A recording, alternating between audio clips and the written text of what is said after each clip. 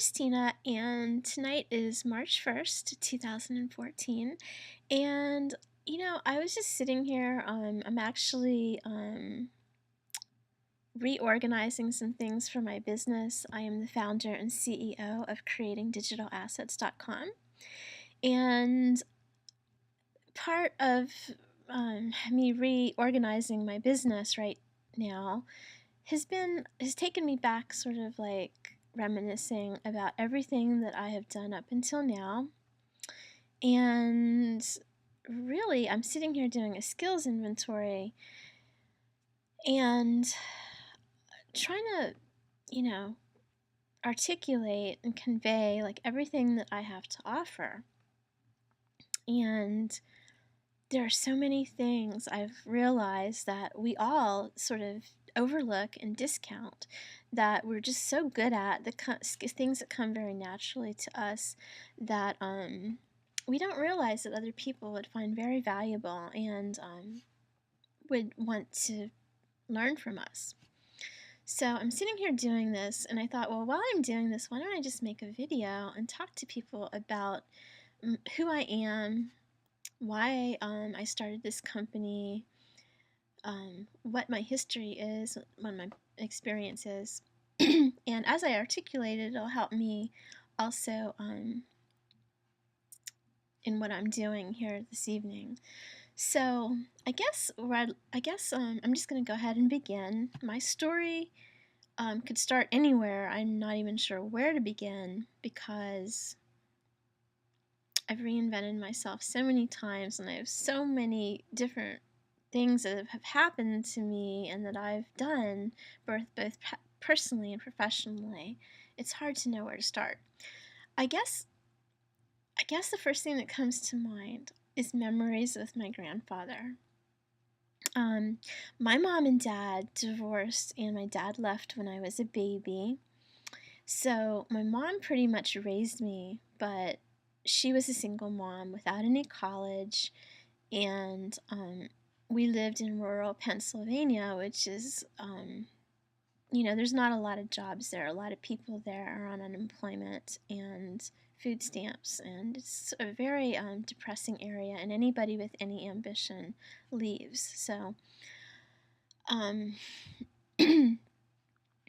so as my mom was working and working overtime, I spent a lot of time with my grandparents, and they helped out both logistically, taking care of me, financially, emotionally, and I spent a lot of time with my grandma in the kitchen, learning cooking and stuff like that. But a little more important or influential was my grandfather. Now, I was in grade school, and my grandfather was a business owner, and he had multiple streams of income way back then. And he was trying to teach me because he knew that my mom was struggling financially, and was not in a position to teach me about money or business or anything like that. So he kind of took me under his wing, particularly in the summertime when I was off school. I would be with him a lot. And he owned a hardware store together in partnership with his brother. And we'd make these trips to Pittsburgh in this really big truck, and we would go to these places that were wholesale places to get supplies and stuff for the hardware store that, this was like a huge Costco for hardware. And we'd get stuff like paint and grass seed and nails and stuff like that, and bring it back and stock it and inventory it and price it out at the hardware store locally, small little store. So we would do that, and that was one income stream that my grandfather had. And another one was quarterly. He would do audits for the county, which means he would audit their books, like bookkeeping, as an independent, neutral person that provided validation of the numbers.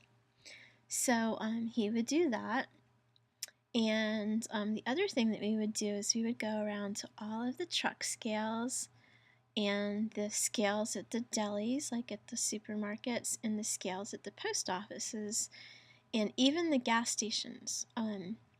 This was like a quality assurance type of a thing, and we would make sure that we had these like little weights, this box of weights that were precisely calibrated, and we would make sure that a pound was a pound.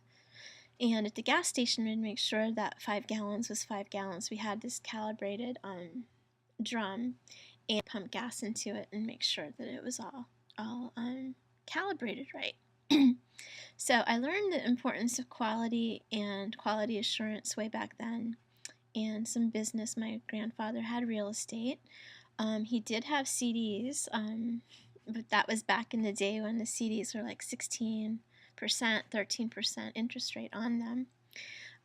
He let me keep, well, he always used to put his pocket change in this jar, like a clear glass jar. I think it was a peanut butter jar. They weren't plastic back then, and it was kind of a clear jar, and he'd put his pocket change in there because men don't like too much pocket change jingling that they accumulate. And when the jar got full, we would wrap it up in different pennies, quarters, dimes, and nickels, and we'd take it to the bank. And I was used to going to the bank because we would go to the bank every day at the end of the day to we had this like little leather zip bag after we did the reconciliation at the hardware store. We'd make our deposit. So and I'd also go to the bank with these wrapped coins. And I remember even as a little girl, I'm like, why on earth are nickels, twice the size of dimes but worth half as much? It just always confused me. And of course I never liked pennies because I realized quickly I liked quarters. I liked to roll quarters and not pennies. So and my grandfather had this business checking account and these business checks with if you have a checkbook you just have one across, but a business checkbook has 3 across. And another thing that he would do is when he wrote out bills, like he had to pay bills, he was so articulate with his writing. A lot of times you'll see people write checks as if they're so angry and resistant to writing out checks, but my grandfather would write out the checks in really fancy writing. And I asked him about that, and he said, well, I used the electricity, I used the water. I mean, somebody, enriched my life and I'm enriching theirs. So one of the things I learned early on is that the people enrich our lives and we enrich theirs. So it's like a mutual contribution to one another, and it's prospering one another. So I've always written out my checks very neatly, and I've always kept my check register. If you could see it, you would not even believe. It is so meticulous, and every entry is perfectly legible and neat, and I learned that from my grandfather. So he passed on, and unfortunately that was kind of my entrepreneurial business money stuff that I was learning in real estate kind of got truncated, and I was under the influence of my mom from there on out. And my mom had jobs off and on in Pennsylvania, and when she didn't have jobs, we were on public assistance and food stamps. And but she never liked being on that. I mean, it was always like a temporary thing for us. So I'm glad it was there, but we were never like the kind of family that would stay on that. It was just to bridge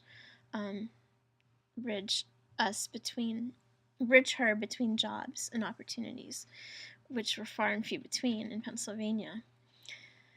So, gosh, we used to, when she was on the food stamps, she was so embarrassed. And it's a small town, so people know you. So she used to drive. We used to drive like a couple towns over to buy groceries, and she would send me in, or she'd get all the groceries, and then she'd go into the car and have me like pay with these food stamps, and because she didn't want to be seen with them. So she was very proud, and I learned that you know that that's like something that sometimes people need, but it's not something you want to live on. So eventually, what was I gonna say?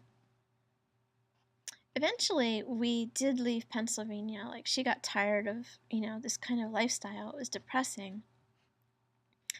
And as a single parent, like, my mom was never entrepreneurial. For whatever reason, she sought security. And in seeking security, she came down here to Washington, D.C. for a government job. And she worked at the U.S. Treasury for 20 years or something. So she wanted to have that kind of security to raise me. And so she was a secretary. And she brought me down here with her. So I finished high school in Alexandria. And then I went to George Mason because my mom encouraged me to go to college. She never went to college.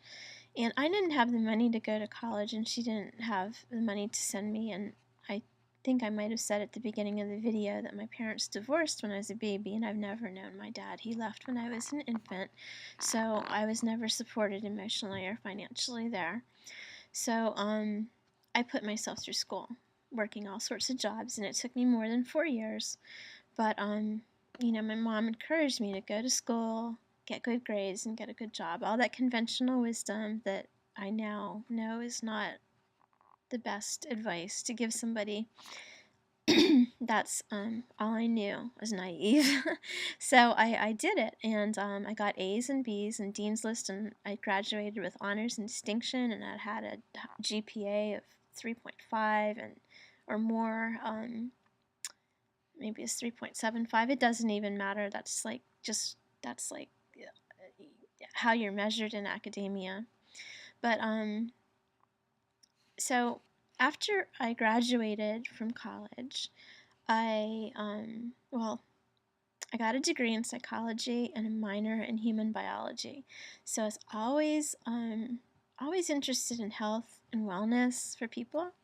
And at one point I wanted to be a doctor. So I was pre-med, and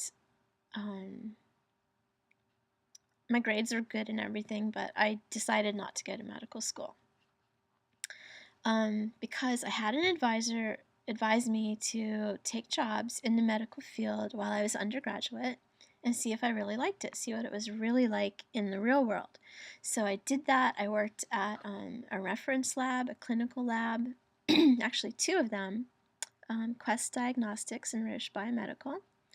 Those were some of my first medical jobs, clinical jobs.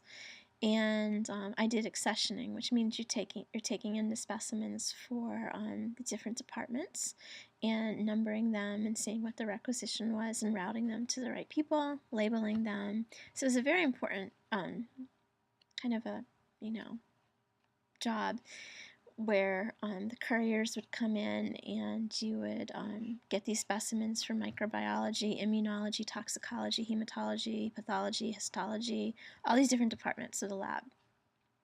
So, and one of the things I really learned from there that I'm recalling was total quality management, TQM. So I learned this I think I worked there in 1988. So what that is a program by W. Edwards Deming, which is the famous, he did process improvement and quality assurance for car manufacturers in Japan, like Toyota and Honda and stuff like that. So when you're in a clinical setting and you're dealing with people's specimens and diagnostics, the physicians are relying on accuracy of these results to make diagnoses or adjust somebody's medicine. So it's really could be a matter of life and death, and it also could be a matter of liability, huge liability. So it's really important to have quality and standards and repeatable methodologies and consistency in your business process. So I learned that early at the lab. I also was one of the people that was responsible for doing the heart biopsies. Receiving them, they were stat, because what heart biopsy is they were there's a surgery, a heart transplant surgery at Fairfax Hospital done by Dr. Lafrac at the time, and the patients would have literally a tissue um, transplant of the heart muscle. And obviously this is very, very important that the patient takes to it and doesn't mount an immune reaction to it. So we need to do certain sort of tests and histology to make sure that the patient is accepting the new organ and it's assimilating well. So I would run those through when they came.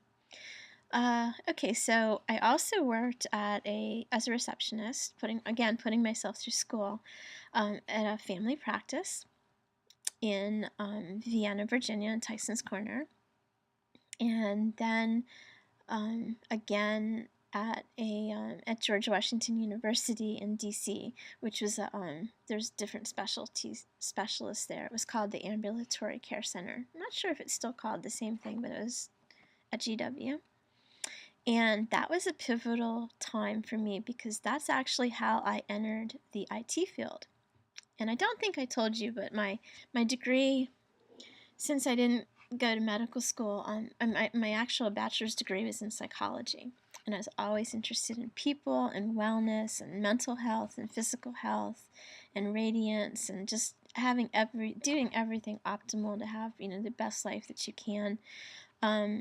So I've always been interested in psychology and why people do what they do, and why my mom did what she did and why I have certain inclinations and tendencies. Always fascinated, and also fascinated by consumer behavior too, and marketing and stuff like that. But I'll get back to that in a minute. When I worked at GW, this was the beginning of my IT career because, well, even when I was at the family practice in Tyson's Corner, we were scheduling patients. Everything was manual. This was like in the mid-90s, early to mid-90s. And each doctor had a book, and we had pencil or pen and whiteout or correction tape, and we would actually pick up the phone. And there's only a few lines that came into, and we'd pick up the phone, talk to patients, and schedule their appointments and block off time. And if they canceled or they changed their mind, even on the same phone call, they might change their mind. We'd have to erase it and rub it really hard or put the correction tape over it. Oh my God, it was crazy. It was crazy. So when I got to GW, we were just in the middle of what we call business process reengineering and business process automation, where we were automating the scheduling with a system out of Boston called IDX. I don't even know if they're still around. But so there was a software trainer that was teaching us this software, and I was in this class, and I noticed that all these other people in my class were struggling with the technology. And it came to me so easy. I got it, and I tried it, and I kind of mastered it, and then I was bored. And they're asking all these questions and pen pecking on the keyboard, and I don't know. I just didn't have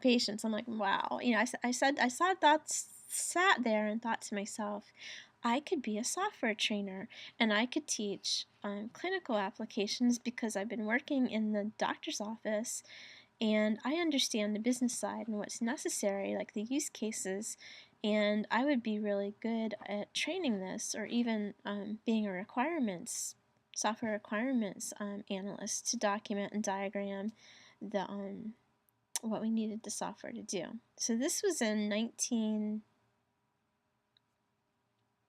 early 90s. Early 90s. I've been at this a long time.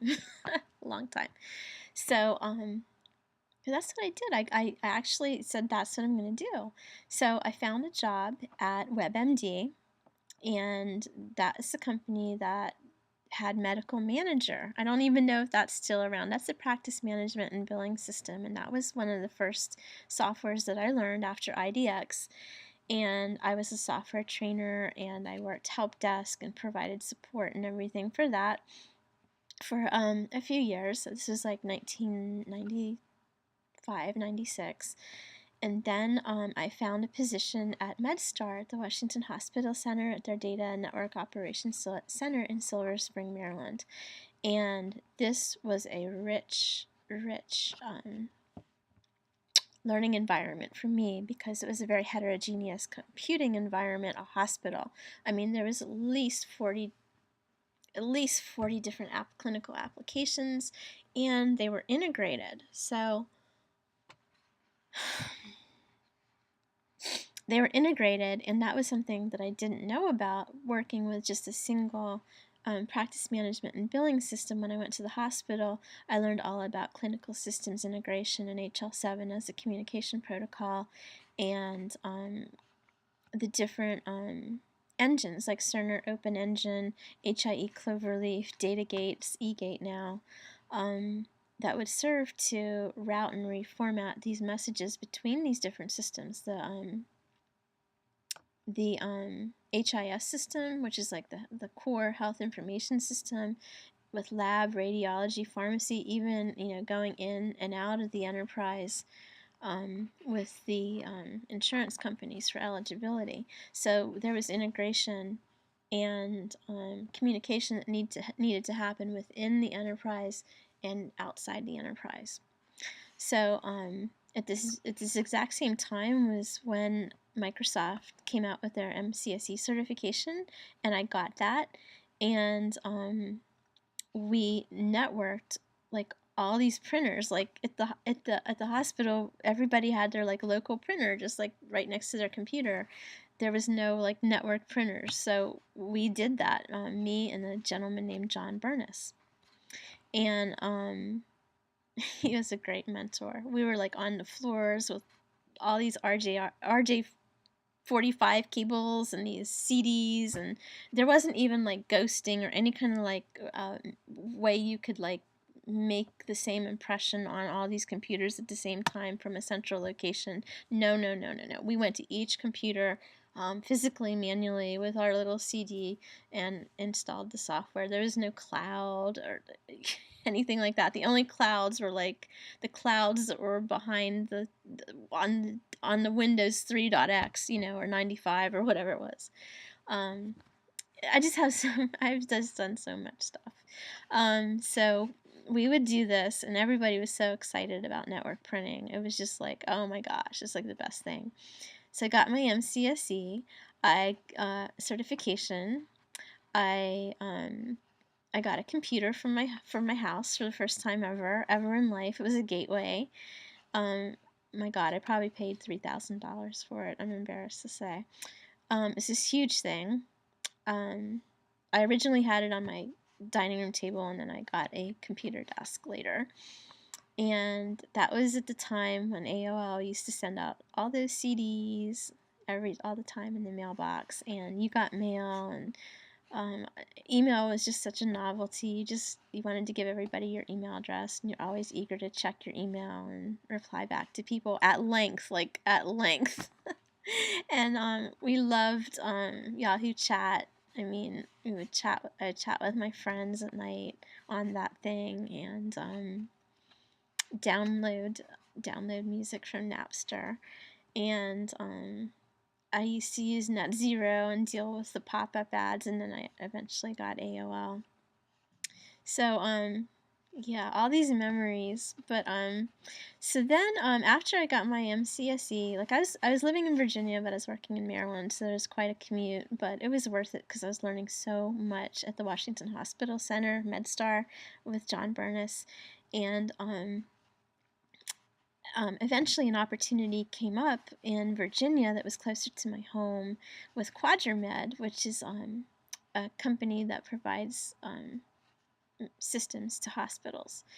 And I got like, I think it was double my salary that I was making in Maryland and a shorter commute to Reston. So I took that opportunity, and it was great. I mean, I learned even more. I learned more about the integration engines. I got to travel to different hospitals like SCO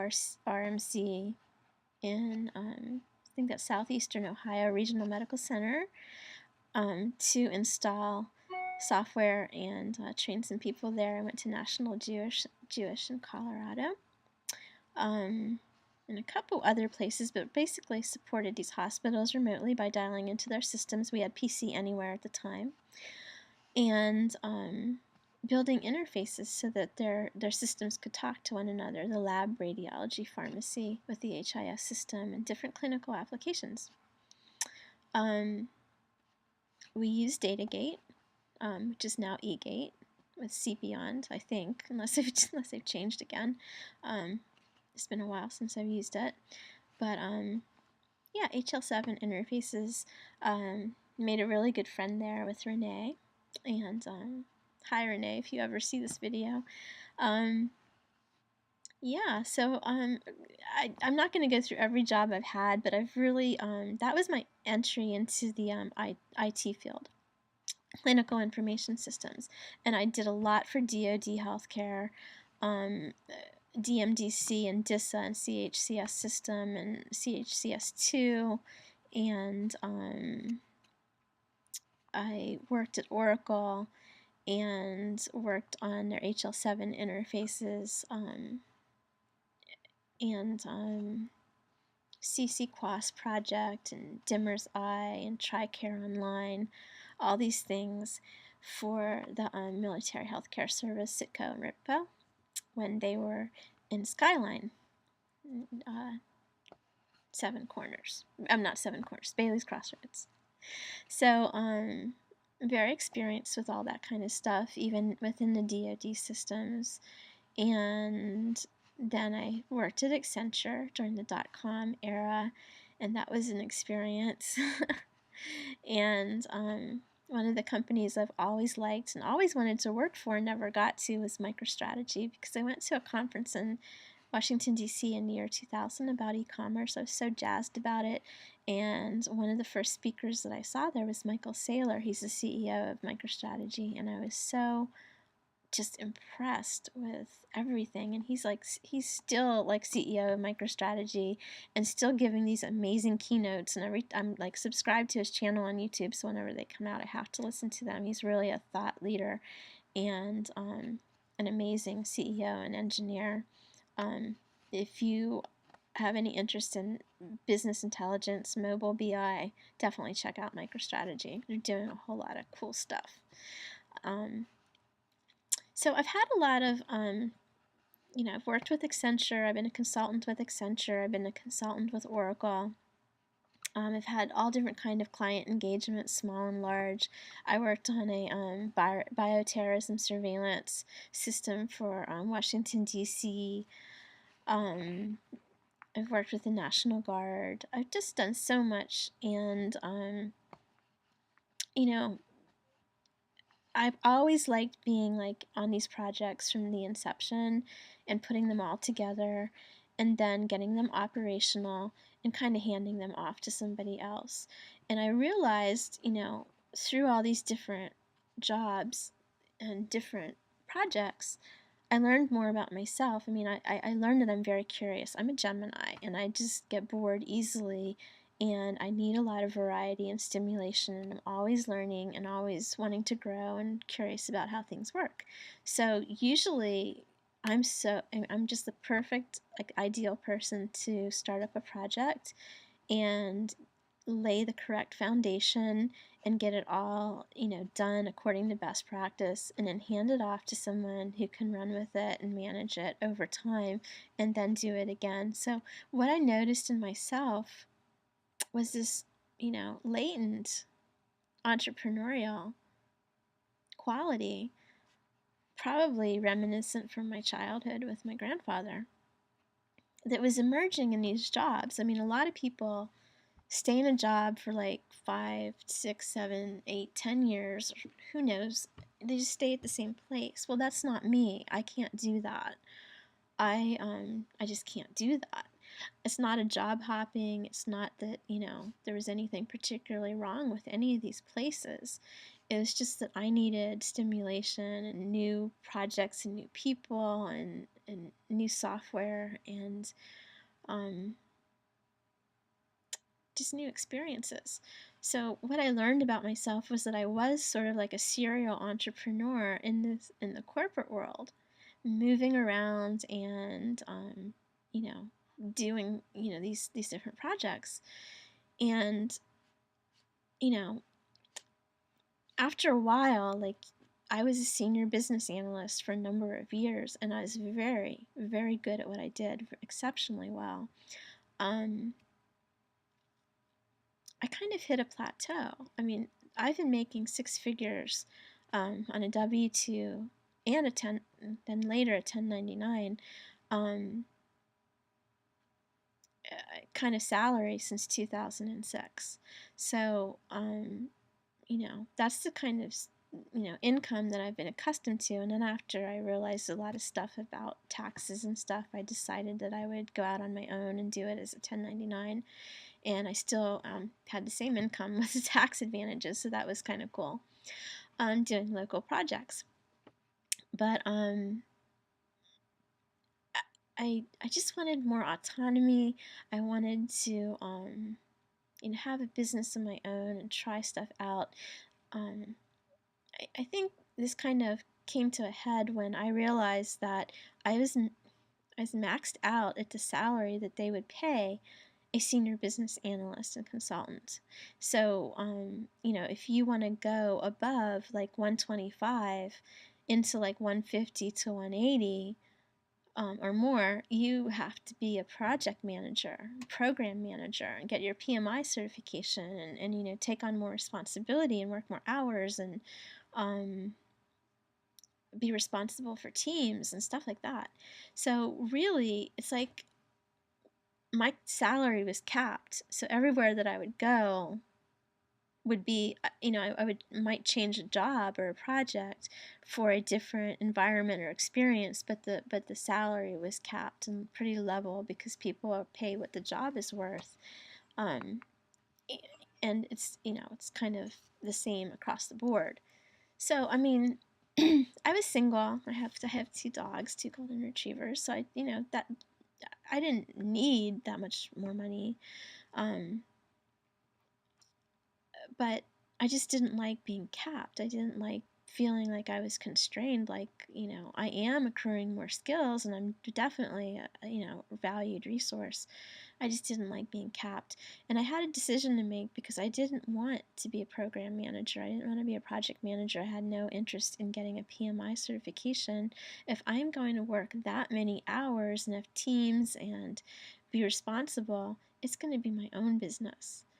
So that's when I decided in 2009. I was actually working I had a clearance and I was working on an international counterterrorism project with the FBI, and that's all I can say about it. But it, that job, and I really liked it at the time, but it was even more constraining because you're dealing with classified information, and you have to work in a SCIF, which is a facility where you can handle that handle that information. So, you know, no windows, no view, no cell phone, you know, gray halls and cubicles and stuff just felt like prison to me. It felt almost like we say that we're free in America and that we're fighting terrorism, but haven't they won if we have to put bars around ourselves? I don't know. I don't want to really get off on that topic because I just don't. But to me, I felt kind of trapped in the human resources like ladder of salaries, but also, in cubicle land and in a skiff and kind of bound by, I can't even be on my phone. And then my mom, got cancer and she was in Pennsylvania, and I needed something more flexible. I needed something where I could be on the phone or the internet, and I needed to work from home and go up to Pennsylvania and take more than just a couple of days off. And it just, all these things together are really converging. And it made me realize for sure that I needed to have my own business and figure out this online business thing that I wanted to do and move it from a hobby to something that was a focal point in my life. So I sought out mentors. I sought out coaches and online programs and products, and I immersed myself from 2009 and right now it's 2014. So for 5 years, immersed myself in a lot of different things and been surveying the market, studying people that are successful. I took Brendan Burchard's Total Product Blueprint. He was a product creation mentor to me, as well as Pam Hendrickson with Make, Market, Launch, together with Mike Koenigs. Pam worked for Tony Robbins for over 20 years as a product development person and just brought so much to that program. I learned so much from Pam and so much from Brendan and Mike Koenigs and Jeff Walker. And I could go on, but I've been studying all these things, and I decided to start my own company and call it creatingdigitalassets.com. And I got a logo at 99 Designs, and I'm having my website redesigned right now. I am brainstorming topics for a podcast. It's coming soon in iTunes, and I'm really getting everything ready to help other people create their first ebook or audio program or online course, any of these things, whatever you want to create. I want to help you create it. And who do I want to work with? Well, I've always heard it's important to define your target audience and be very, very specific. And as I advise other people, I have to take the same advice. The best customer is usually a former version of yourself. So I think the profile of person that I want to work with first is a former version of me. So if you're in a corporate job, whether or not, if you've plateaued in it, if you're bored in it, if you hate it, if you actually really like it, but you just want another stream of income or something that to do something that you really love on the side. A lot of times people, this wasn't me, but they want another stream of income if they were laid off or if there's a new baby, any sort of life event that changes your financial situation, because our financial situations are dynamic. They're not static, they can change. And you have to understand, if you're an employee, there's an entrepreneur that created that job, and there's always a risk that there won't be work. And I actually had a layoff a long time ago like this, where they can't afford to keep you there because they don't have work coming in. But jobs are not secure. Things change, and when you're in a job, you're sort of partnered or have your life commingled with this company and its performance, and you're not going to know. I'm telling you, you're not going to know until the very last minute that something's wrong when they lay you off, because you're not going to get much advance notice unless you really are in tune with energies and can intuit that there's something wrong. But anyway, jobs are not secure.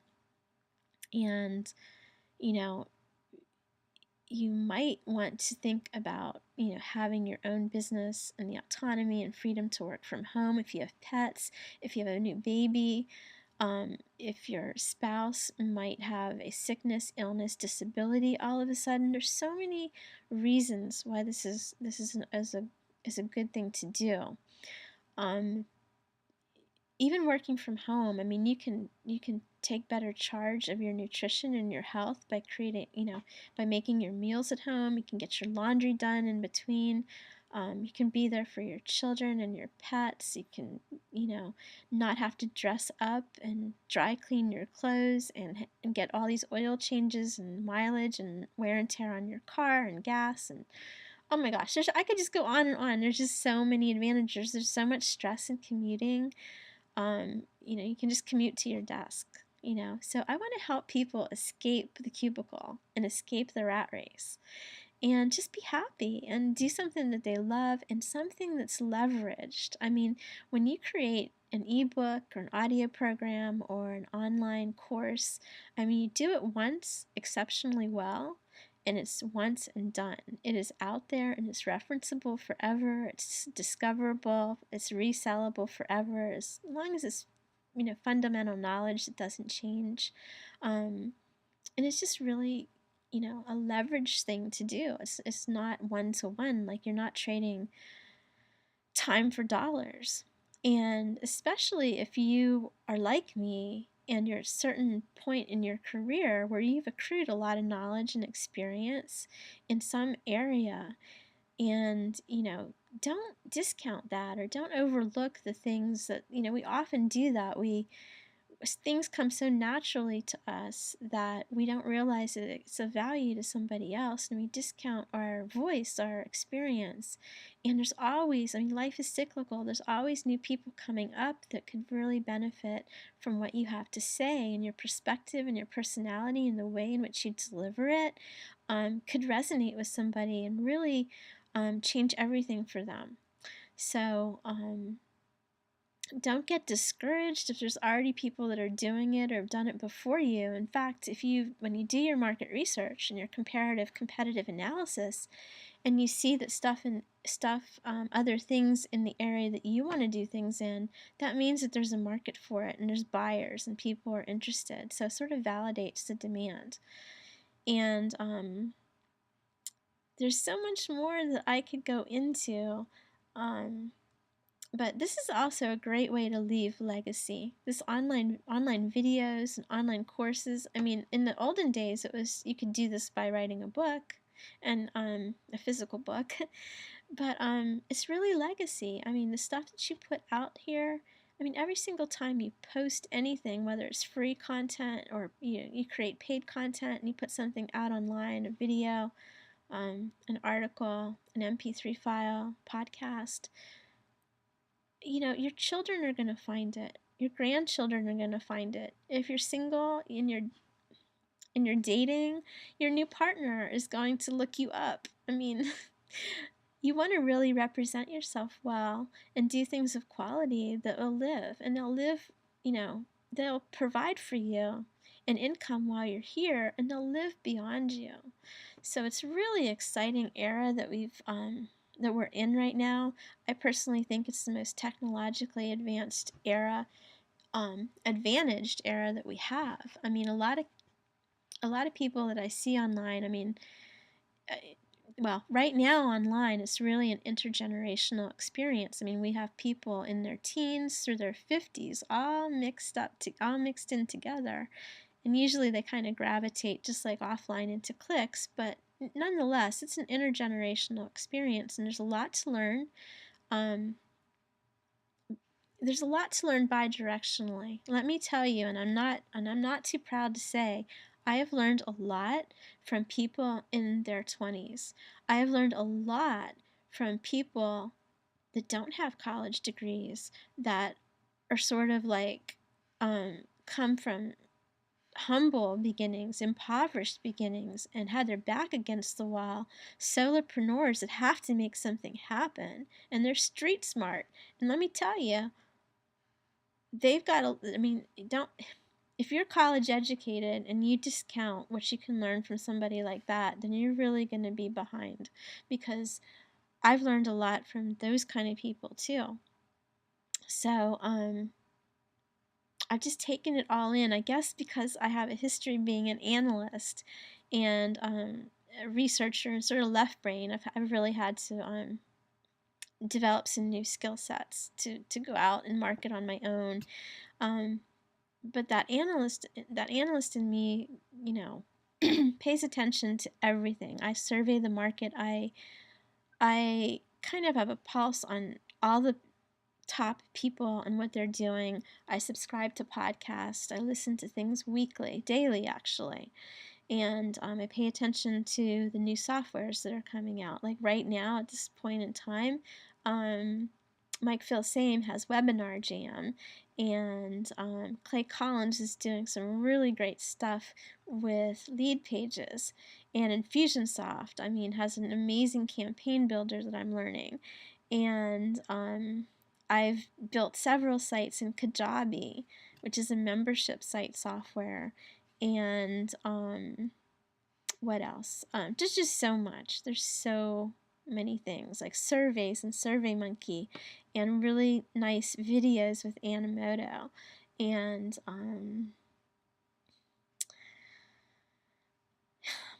software. Let me tell you, software used to be so hard, and corporations used to pay like 6 figures to get a website that was completely just HTML, just like a brochure online, completely text-based, no e-commerce, no VeriSign.